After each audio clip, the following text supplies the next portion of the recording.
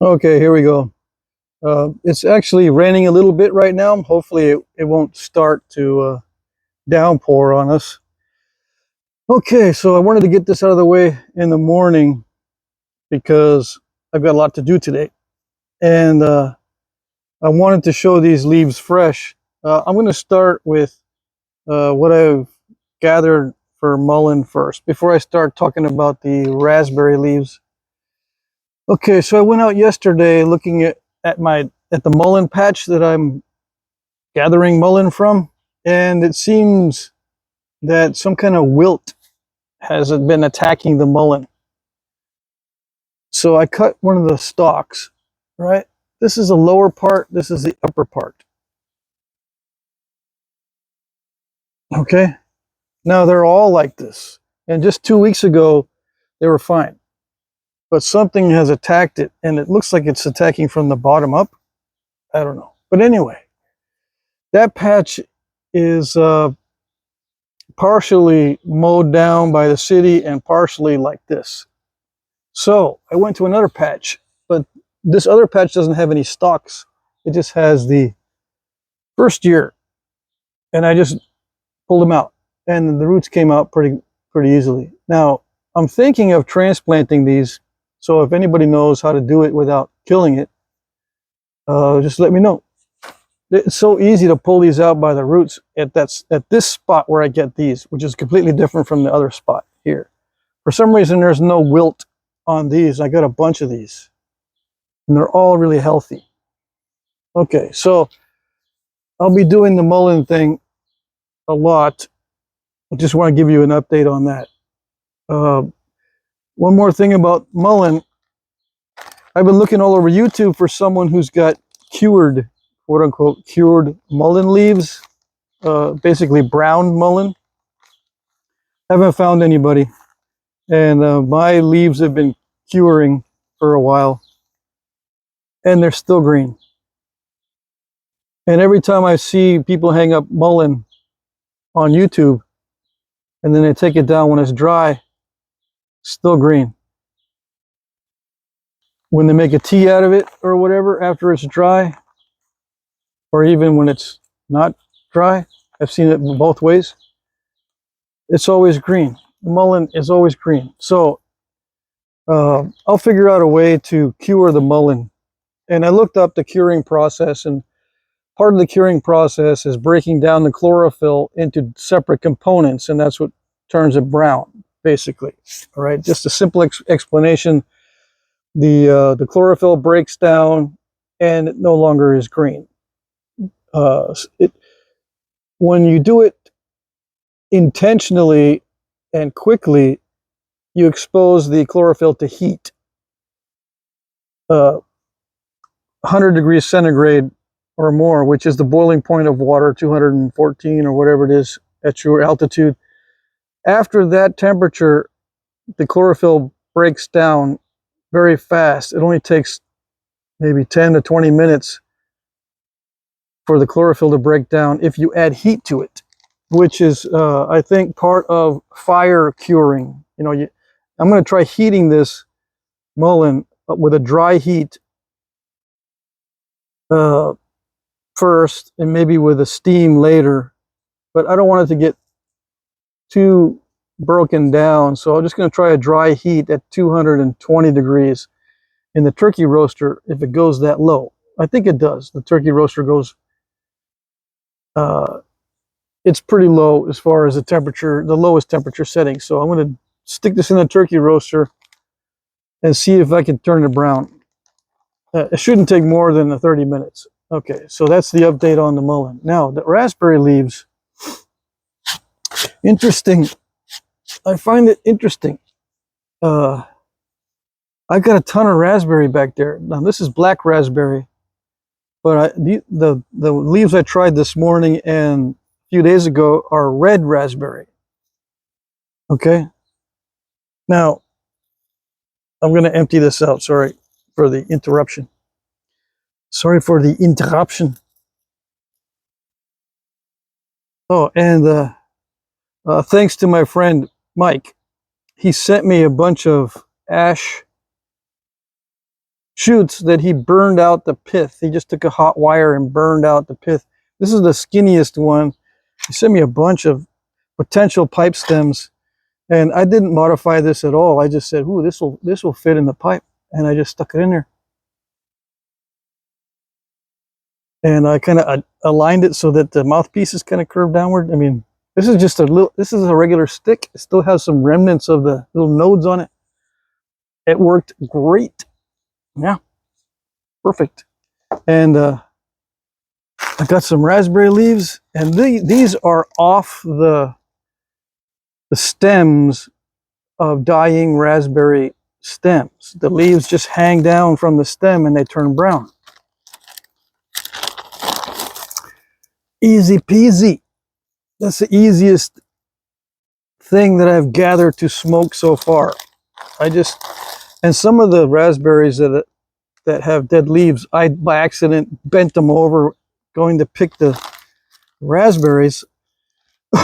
So that after the bent part, all the leaves after that bent part turn like this. It's really easy. So I said, yeah, I'm gonna try that. And I'm only gonna try stuff that is not toxic. Like, I'm not gonna try willow leaves, for example. Now, silky dogwood is sometimes called red willow, okay, but it's not a willow, it's a dogwood. So be careful.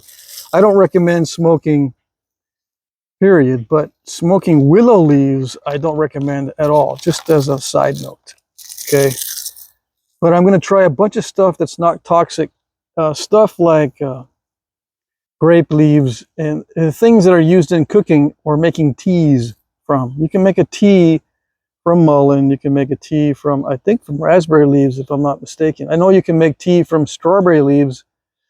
I think I might try those as a smoke blend. I'm going to try all kinds of stuff to see how it tastes and just to figure out what it takes to cure these various leaves. All right, so this is very crumbly, the raspberry leaves, but it makes up for it in the amount of smoke that it produces. So I don't need to puff on it very hard to get smoke to come out. And that, if I don't puff on it really hard, I don't get a lot of crumbs in my mouth. And I'll figure out how to put a little filter in there. And some people have suggested screens. Yeah, I just want to keep it primitive. I can put a screen in the bottom. I've done that before with a pipe that I had. And you can buy them. It's pretty easy. You can buy all kinds of smoking accessories like little screens and stuff and filters. And you can change out pipe stems on your pipes. And you can get into all those accessories. Anyway, I'm going to keep it simple. This is just an ash shoot with the pith drilled out. It's 4 millimeter. I like it. I like these stems very, very thin. Okay? In case you're wondering.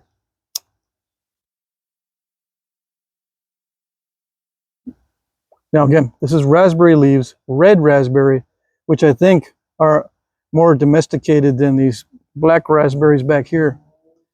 The red raspberries tend to grow really straight at first, and then they bend over the second year or something. These blackberries just bend over right away. Funny. Anyway, this produces a lot of smoke, and one of the fun things about smoking, I think, is the smoke itself, right? Not the effects on the brain. It's just the act of puffing and smoking and tasting the smoke. Now, the silky dogwood did produce a calming effect when I was puffing on that stuff, because I don't inhale the smoke until I'm sure that it's not going to cause a reaction, because I've got allergies, unfortunately. Anyway, the silky dogwood does produce a calming effect, but it also produces a brain fog effect, but in a good way. it produces a brain fog in a good way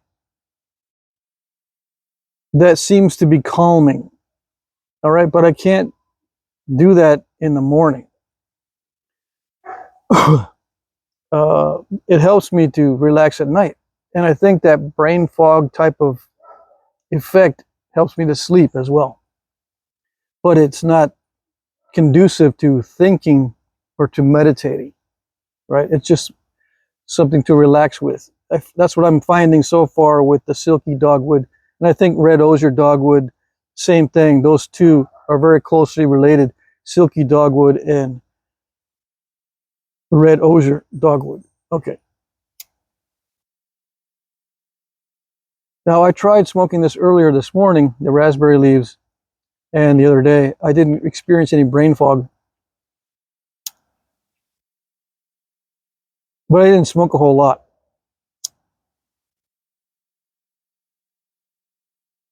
As you can see,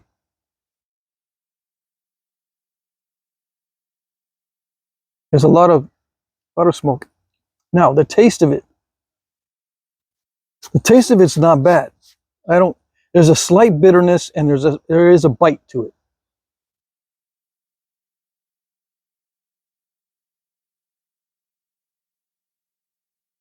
Yeah, there is a bite to it, which is similar to the Mullein.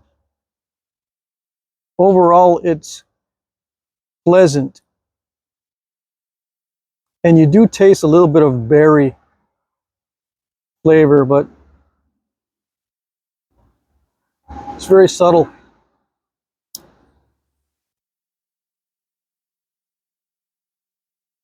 But the fun part is the smoke. There's a lot of smoke. And for the amount of smoke, there's very little bite, although there is some. The silky dogwood doesn't have much bite at all, as in comparison. The grape was similar to this, but it was bitter, much more bitter. This has a little bit of bitterness, but it's not bad. So I was puffing on this morning, and I said, "Man, this is fun. This raspberry. Besides, I've got a ton of it. So easy to gather as well." So in the morning, if I want to just chill, right? Someone said this is my chill spot. Yeah, pretty much. There's a cherry plum tree. I'm under a cherry plum tree right now. Let's see. Oh, I just dumped a bunch of water on myself, but you know, it's cherry plum. I can't gather the fruits or anything. I don't think these are edible, but what do I know? Maybe they are. I gotta look it up.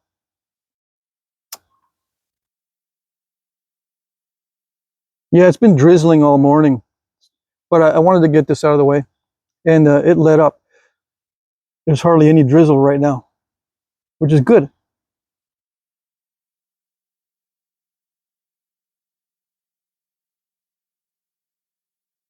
All right, so I was going to write down a bunch of notes. I need to write a bunch of notes down because people have given me formulas for different mixes. I need to write those down. I think I've got some. I know I have motherwort back here, but there's other wort type of plants that can be smoked. I looked them up first to see if you can actually eat them. If they're not edible, I'm not going to smoke it. Right? If it's toxic, I'm not going to smoke it. What about the tobacco that I'm going to be growing?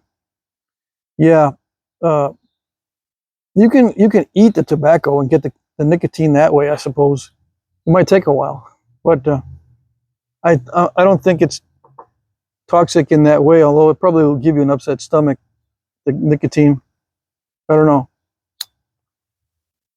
But anyway, I'm going to try growing a few tobacco plants of each type. Wild tobacco, like I've heard of rabbit tobacco. Is that the name of it? And other things. I think there's like 3 or 4 different varieties I'm going to grow here. I've got a raised flower bed that I can use, and I've got a bunch of little spots around here that I can start little patches of plants that can be harvested later. Right? So yeah, raspberry leaves are on my list as very good. I'm going to be putting them in my notes. Now, this pipe may contain some mullein tar or something in it, because I can taste it. I can taste something very similar to mullein, and I've been smoking mullein in this. So I might be reactivating some of the mullein tar.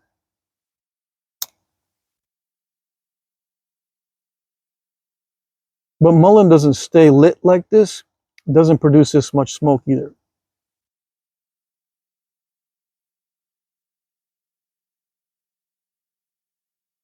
Yeah, if I puff on this a lot,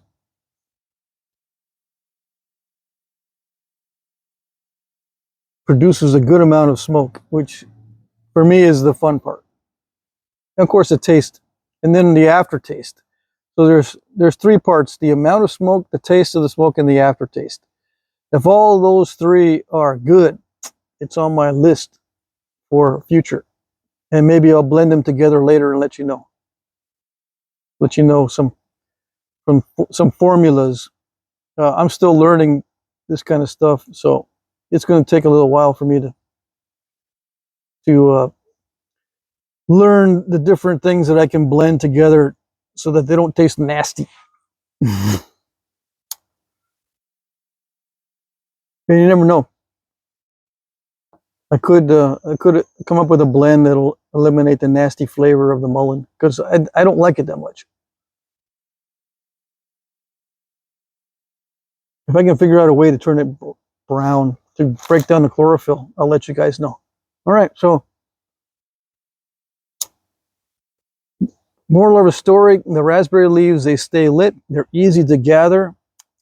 No unpleasant taste, although that does have a bite. It has a slight, almost a perfumey taste that's similar to mullein, but I might be smoking the mullein tar in here. Who knows? And it's not toxic. Very good. All right, that's it.